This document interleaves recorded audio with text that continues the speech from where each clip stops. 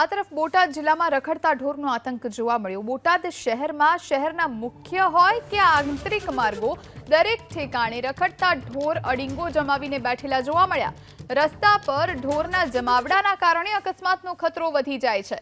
નોંધનીય છે કે ઢોરના ત્રાસ મુદ્દે હાઈકોર્ટ, રાજ્ય સરકાર, મહાપાલિકા અને પાલિકાને અનેકવાર ફટકાર લગાવી ચૂકી છે, તેમ છતાં પ્રશાસન સુધરવાનું નામ નથી લેતું। તો બોટાદમાં પણ રસ્તે રઝળતું મોત જોવા મળ્યું। રોડ પર રખડતા ઢોર વાહન ચાલકો માટે માથાના દુખાવા સમાન બન્યા છે। આ પહેલા અનેક વખત રખડતા ઢોરના કારણે અકસ્માતનો સિલસિલો વધે છે, લોકો જીવ ગુમાવે છે। અનેકવાર લોકો રજૂઆત કરે છે, તેમ છતાં હજુ સુધી કોઈ જ ઠોર પગલાં લેવામાં નથી આવતા।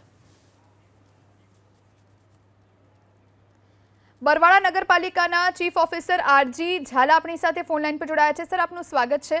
રખડતા ઢોરના કારણે અવારનવાર અકસ્માતની ઘટના બને છે અને ગઈકાલે રાત્રે જ એક અકસ્માત થયો, જેમાં 7 લોકોના મૃત્યુ થયા। એક જ પરિવારના 5 લોકોએ જીવ ગુમાવ્યા। આ બધું હવે અટકવું ના જોઈએ? સર, અવાજ મળી રહ્યો છે?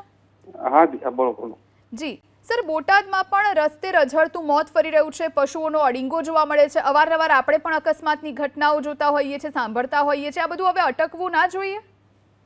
અટકવું જ જોઈએ। નગરપાલિકા દ્વારા સમયાંતરે ડ્રાઈવ પણ કરવામાં જ આવે છે, પરંતુ જે માલિકીના ઢોરો છે તે માલિકો પોતાના સ્વાર્થ ખાતર એમને રસ્તા ઉપર છોડી દેતા હોય છે, જેના કારણે બધી પરિસ્થિતિ ઉદ્ભવે છે।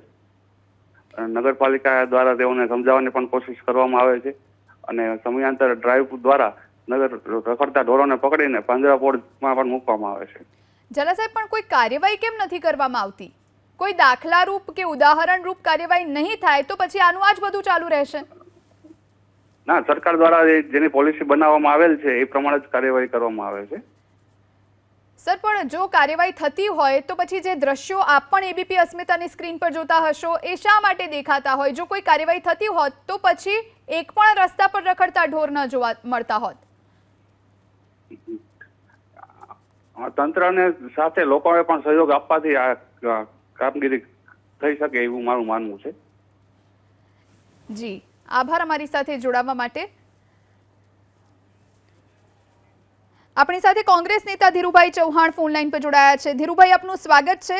ગઈકાલે રાત્રે એક અકસ્માત થયો ધીરુભાઈ, જેમાં રખડતા ઢોરને બચાવવા માટે અને બસ પલટી ગઈ અને બસની નીચે દબાઈ જતા 7 લોકોના મોત થયા। એક જ પરિવારના 5 લોકોના મોત થયા। આવા અનેક બનાવો આપણે ભૂતકાળમાં જોઈ ચૂક્યા છીએ। આ બધું હવે અટકવું ના જોઈએ? નિર્દોષોનો ભોગ લેવાય છે। છેલ્લા 25-30 વર્ષથી જ્યાં જ્યાં બરવાળા નગરપાલિકા, મહાનગરપાલિકા, જ્યાં ભાજપનું શાસન છે, લોકોને ખોટા મોટી વાતો કરીને ગુમરાહ કરે છે લોકો।